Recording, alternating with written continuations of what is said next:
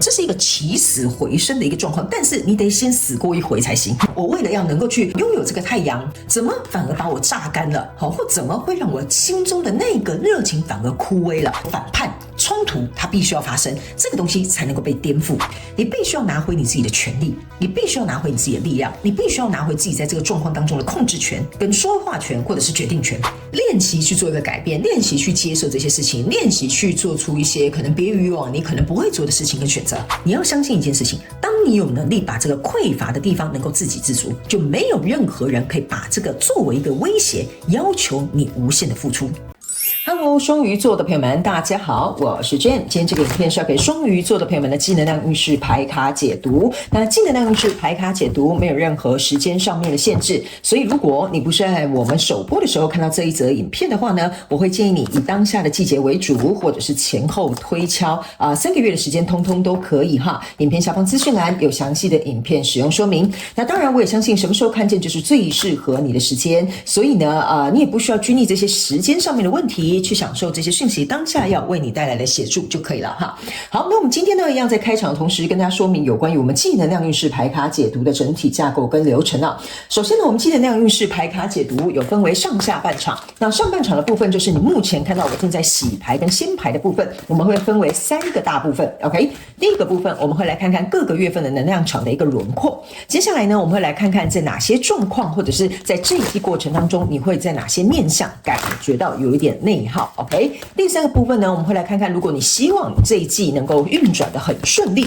内在的力量你需要有哪些 ？OK， 好，就是你需要有哪些内在力量。紧接着呢，我们就进入到下半场的延伸牌卡解读。那在下半场的延伸牌卡解读，我们会分为5个部分啊。首先呢，第一个部分，也就是我会用宇宙验证牌卡，去宇宙呢直接呢来验证我在上半场要告诉你的各个月份跟整个季度的总体能量场的一些细节、症结点，还有可能会发生的事件。以及在第2个部分，我们会来看看在各个月份你有哪些需要能够调整或改变的旧有的模式。那在第3个部分呢，我们会来看看各个月份当中你可能会遇到哪些卡关的点，我们来超前部署哈。那呢，接下来在第4个部分，我们还会来看到在各个月份经历过这一季的学习洗礼之后，你会拥有哪些全新的能力。以及最后第5个部分是大家最喜欢的天使跟宇宙传讯的部分，就是透过传讯者我以口说表达的方式，我们一起来听看看天使跟宇宙有什么样的讯息，希望透过我来传递给你。 OK 哈，好，那等一下呢，在进入解牌环节之前呢，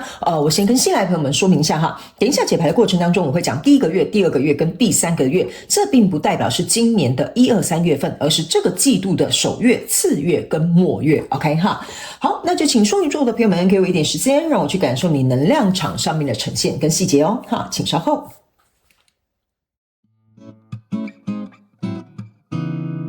Hello， 大家好，我是 Jane， 非常感谢所有愿意在影片下方留言反馈以及按赞分享的观众朋友们，因为有你们的支持，才会有我的存在。所以如果呢，你还想要收听更多不同多元丰富的精彩内容，请你一起来收听我的主题广播节目，以及订阅我的电子报，就会收到最新的第一手消息。那如果呢，你还有其他的问题，也欢迎你点开影片下方的资讯栏，就可以找到所需要的答案。接下来就让我们一起来收看今天精彩的影片内容吧。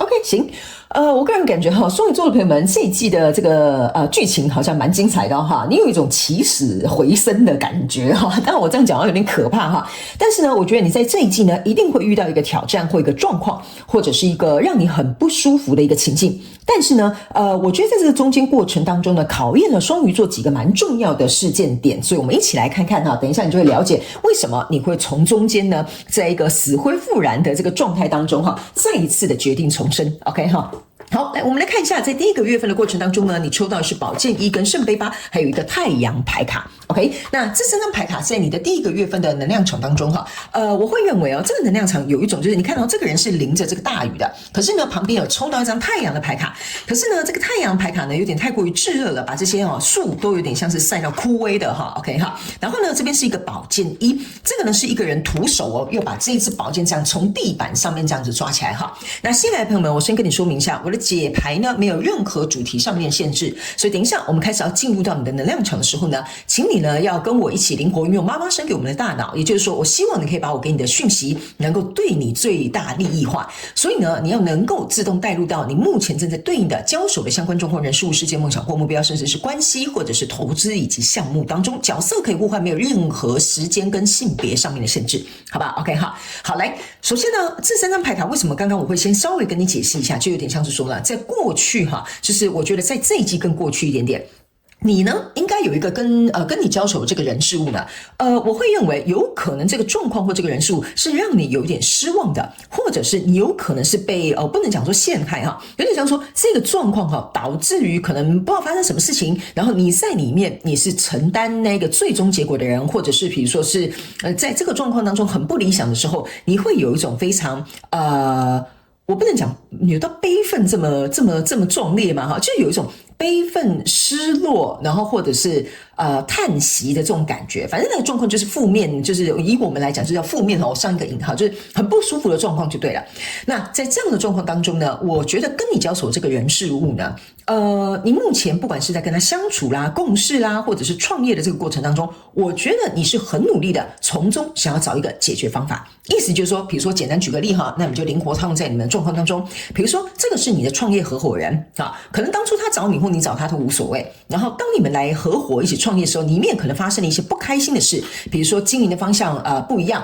对于这种钱花费的这种模式可能也不一样或者是在分钱的状况可能有扯破脸或撕破脸的一个状况。所以在这个状况当中，你会觉得原本我以为接受这个人事物来到我生命当中应该会带来这样所谓的太阳，结果没想到呢却来给我一个倾盆大雨的模样。那在这里呢，这个太阳呢，因为为什么我会说这个太阳已经热到把这些花都照到已经枯萎的意思，就是说我原本以为我的人生会迎来一个光明的一面，殊不知为了要巩固这个太阳光明的一面，我却要这个枯掉的花，你可以把它想成是你可能要内耗比如说精神上面的内耗、资金上面的消耗或情绪上面的这种给予或付出 OK 所以导致于在这个状况当中，其实你这么做了却好像没有迎来这个太阳的美好，而为了要巩固这个太阳的美好，你却好像牺牲了、给予了、付出了什么 OK。 那你之所以为什么这么做，有几个原因。第一个，这是一个保健一，在这样子很像是沙漠领地的这个状态你还徒手说没关系，我再试看看，或许会有一个新的转机，没关系，我再付出多一点点，或许现在我们先这样子，我们的资金可能可以止血 OK 我就稍微用一个工作合伙的举例，你们就灵活套用在你自己的状况里面所以呢，我觉得你在中间是没有放弃的，你在中间甚至是很努力的，你在中间甚至是愿意付出的那个OK 所以呢，我觉得我觉得你在里面做的这个巩固、支持，或者是为你的角色负责，我觉得你是有做到位的 OK。 这是在第一个月份的能量场给我一个感觉，即使这个状况可能不佳，可是我觉得你还是有在做你应当做的事情。那来到第2个月份的时候呢，这边是一个隐士牌卡跟一个塔牌，还有一个宝剑七。那这3张牌卡在你第2个月份的时候呢，我为什么会跟你讲说这个有点像是一个起死回生的感觉，就是在这里这个状况已经很不佳了，对不对？来到正中间的时候，塔牌的事件发生，整个房子都烧毁了，意思就是说我已经这么努力了，怎么会搞到第2个月之后连塔牌都出现了OK 这个塔牌出现呢，我必须要跟你讲这个塔牌有点像说在这里我觉得第1个月份的能量场给我还有一种就是如果你再投入一点资金，或许这个创业机会还有救，如果你再经营一下你们的感情，或许你们可以重修旧好。可是来到第2个月份的时候呢，这个塔牌有一种就是怒火中烧就是说当你去这么做的时候，在跟你交手的相关状况人数这边有几个状况第一个，他可能没有办法去回应你你的所作所为，比如说你很认真用心的在重复经营的那个感情，但他就会觉得说有什么好经营的，我现在就已经不爱你了或者是比如说你在这一份工作很努力，你想要再次得到这个主管的赞赏，可是这个主管呢，他对你可能就是有偏见，可能就是有他自己的立场，或者是有他自己的观点，所以这个塔牌这边会引爆一个让你们双方之间呢都会怒火中烧或者是比如说会去真正严重影响到你们地基的事件。但是呢，这件事情我必须要告诉你是一件好的事情，原因是因为这边是一个宝剑七，宝剑七象征的意思就是说我这个人如果看到苗头不对我就要赶快脚底抹油赶快溜了。那在溜的这个过程当中，这边有一个宝剑三，这个宝剑三是有铁链拴在一起的那这3支宝剑在哪里呢？插在一个这个叫做横跨的宝剑一，你知道你这个宝剑一在哪吗？在第1个月就出现了。可是第一个月你在拔这支宝剑的时候，你是徒手去抓，你要去想你这样把宝剑拉起来的话，你这边是一定会割伤的，对吧？是不是这样说？然后呢，来到第二个月之后呢，这个很心痛的状况或事件的发生，为什么？我要告诉你这个叫做痛定思痛。OK， 当你到达一个痛定思痛的状况之后呢，你这个宝剑一就会出现了，你内在的这个隐士牌卡这个智慧就会开始萌芽了，你就会在一个黑暗的过程当中，你可以把它称为灵魂黑夜，或者是一个很不好的一个状况当中，你开始意识到了一件事情，我应该要重新掌权。这就是为什么这个隐士牌卡他拿着这个权杖，这个权杖还是一分为二最重要的是你注意看这个权杖这边呢，这边是发出这个枝芽的，他手上拿着一盏明灯的。OK 好，所以呢，在第二个月我觉得会有一个让你痛定思痛的状况出现之后呢，你开始意识到说，我好像在第一个月做这个方法，来到第二个月之后呢，没想到这个人或这件事情反而变本加厉了。OK， 所以来到第三个月的时候呢，这里呢就是你起死回生最好看的这个剧情转折来到这里呢，这是一个宝剑2跟一个钱币5，还有一个权杖8。OK， 来这边这个宝剑2，你可以注意看这个是一个像是军人或者是勇士之类的它呢在一个很像一个坟墓前面但你注意看这个坟墓前面这一棵树呢，它是枯萎的，没有长出来的但是你要注意看它没有特别提醒你，你这个权杖这边是长出绿色的枝芽的。OK 所以呢，你在这里看的时候呢，你把这个宝剑1插在这里。OK， 你想清楚了，你知道为什么吗？这个宝剑要先让你痛定思痛，去流血，去割伤之后，来到这里你才会想清楚，我干嘛要拿一把宝剑伤害我自己？这个宝剑应该是要拿来保护我自己跟防御我自己的。所以来到这里之后，你把这个宝剑插在这个地板上，插在这个坟墓的旁边，象征的意思就是说，你终于理解跟明白想清楚了，这个跟你交手相关状况人数对你可能没有任何的好处。所以呢，你开始在思考一件事情，就是说，如果假设这个状况要有一个转圜的余地，或者是说这个状况能够对我有利的话呢，我必须要跟你讲我现在在录影的时间，我不知道为什么他们突然叫我抬头看时钟，现在是11点11分，我正好要讲解这个权杖8。OK， 他们要跟你讲，来到第3个月的时候，你一定要对自己非常有信心，并且要反败为胜。为什么？你注意看，这个小男孩是在跨越这个木栅那这张牌卡本身是权杖8，但是呢，这一张牌卡上面有一个权杖4，象征的意思就是说，你必须要能够去跨越你内心当中觉得这个人数给你的安全感、依赖或依靠，或者是比如说圈养，甚至是有一点像是说你对于他的这种依附感。OK， 这个是你要跨越的这个障碍，因为这个篇章已经结束了，已经要更新了，已经要变成另外一种模式了。你不一定是要跟这个人事物切八段，但是这个旧有的方法是绝对行不通的，这个状态是绝对没有办法再走下去的。所以你要跨越我刚刚讲的那几点之后，这个东西它才会有一个动能，像权杖8一样往前走。所以你必须要重新能够去思考你们的合作模式，你不能像这个人一样再用乞讨的，我多做一点，你就会爱我多一些；我多付出一些，你就会看重我的价值；我多能够去努力一点，你就会称赞我好棒棒。这个方法已经不行了，所以这个钱币3就有点像是说，你处在这个人事物的合作的钱币3里面呢，象征的意思就是说，你不断在用你认为自己觉得有价值的东西去给予，但是对对方来说，他只是索取。OK， 所以呢，这张牌卡原意是钱币5，钱币5象征的意思是说，你内心或你的外在或者你的价值观里面呢，一定有少了一颗钱币来到一个钱币6，就是你我对等的状况。所以呢，因为少了那个钱币，你要去想一下，这边我提醒一下双鱼座的朋友们那颗钱币对每个人代表的定义不同，你要把这个做笔记想一下。OK， 我到底是缺乏了什么东西，所以导致于我在这个状况里面，可能不断用这个模式去做一个交换，做一个给予，或者是做一个支撑。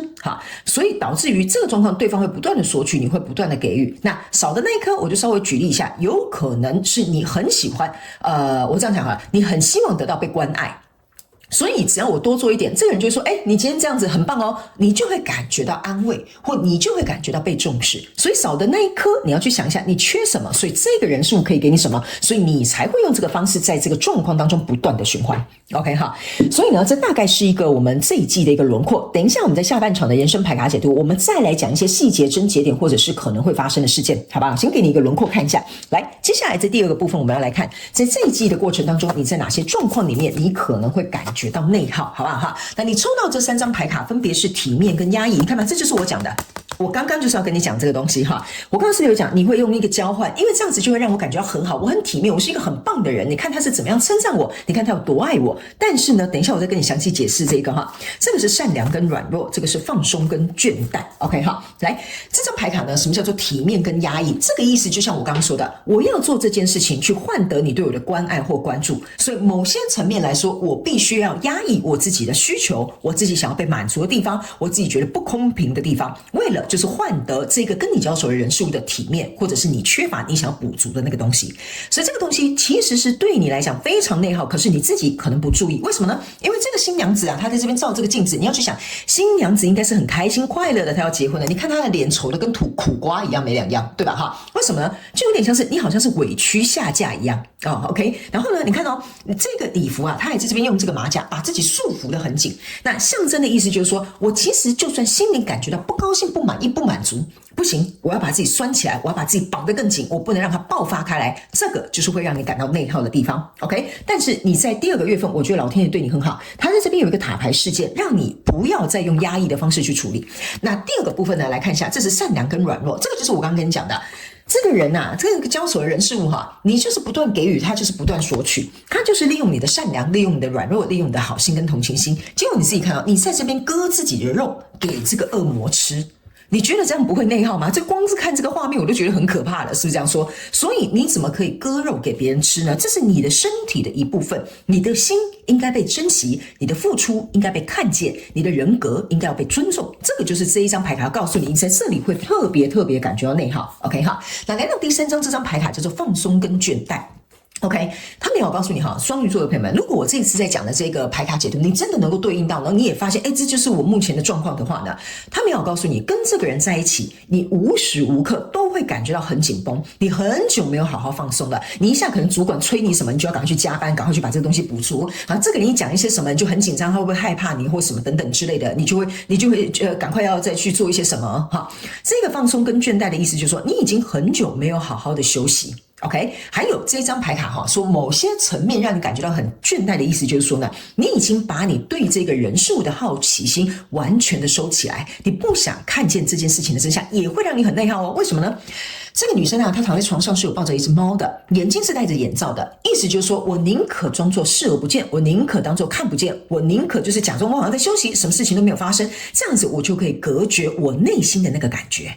他们说这个状况看似好像是目前能够表面解决的方法，但长久以来会让你在这个状况里面感到内耗。这个被他抱在胸前的这个小猫咪，跟小猫咪象征就是你柔软的那一面。OK， 你想保护它，但是你不张开眼，你怎么保护这只猫咪？你只是紧抓的那个软弱的那一面，或者是柔软的那一面很害怕，不要来靠近我，但是你并没有确切实质的解决方法。那这只猫象征的也是好奇心，意思就是说，在跟你交手的这个相关状况人数，你已经是处在这个状况跟环境当中，是以比如说对方给你什么东西，你就做出什么反应。你已经不像是说，我跟这个人在一起，我好好奇，你喜欢吃什么？我今天去工作，我想说，我好好奇，我想要学什么？你已经失去这个动能跟动力了，所以导致于在这个方面呢，你好像就是只是一个做事的机器人，或者是好像在演这个角色，所以这个东西也会让你很内耗。所以接下来我们来看，如果在这一季你希望它能够顺利转动的话，你需要拥有哪些内在的力量哈？那新来的朋友，我先跟你说明一下，我不是一个按照牌阵跟牌意解牌的人，我是一个按照能量场去帮你当做一个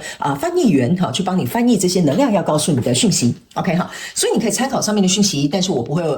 就是照上面说明哈。好，来。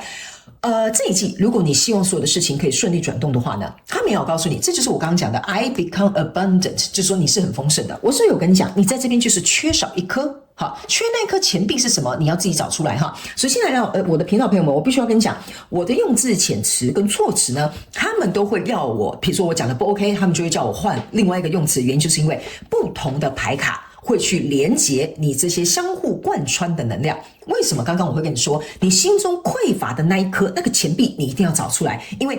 当你不会感觉到这个自己很丰盛的时候，你就会想要去找一些东西去把这一块补足。但是当你在找的时候，你要注意一件事情，你是向外追寻，你不是向内探寻。所以这张牌卡要告诉你的一件事情，就是说，如果你希望这一季所有的事情能够顺利转动，你要往内心去走，不是从外在去找到一些解决方法，这没有用的。这个外在可以填补你一时，但是没有办法支撑你一辈子。这个就是这张牌卡要告诉你，如果你要能够事情顺利转动，你的内在力量应该要像这样子 ，OK 哈。那第二张牌卡在这边 ，OK，他们要告诉你哈，这张牌卡呢象征的意思就是说呢，其实你在这个状况当中哈，我觉得某部分的双鱼座的朋友们，你身边应该是有一些支持你的朋友，但是有可能你的状况，你可能我不知道你是不好意思呢，还是不舒服呢，还是不敢跟身边信任的人讲这件事情哈。某部分的人可能是这样子 ，OK 哈。他们要告诉你，寻求协助、寻求帮助，并不代表你脆弱。真正勇士哈，或者是真正勇敢的人哈，他们之所以为什么寻求这些协助，是因为他们想要看清楚这件事情的现状，还有呢，能够听到别人的建议，能够知道自己哪里真的需要加强，然后呢，还有再去要求别人帮助你的时候，那是因为你想变得更强大。所以他们说，你如果希望这一季能够顺利转动这些状况，你内在需要的力量的意思就是说，不要为了面子，不要为了自尊，不要为了你自己的这种形象，也就是所谓的这种体面，你懂我意思吗？哈，而不愿意去让身边真正在乎你的人来协助你。OK， 你懂我意思吗？但我要先讲清楚他们要解释清楚这群真正会爱你、支撑你的人，跟这个你要向外找原因的那一群人是不一样的哦。好，比如说我就举个例，比如说你的主管就是可能对你很苛刻但是你一直很希望能够得到上司的赞赏但是你真正去问你身边跟你很好的闺蜜或兄弟，他们就会跟你，他们就是这群人他们就会告诉你，不是啊，你这个主管这种要求很不合理啊，给的待遇这根本就是不是可行的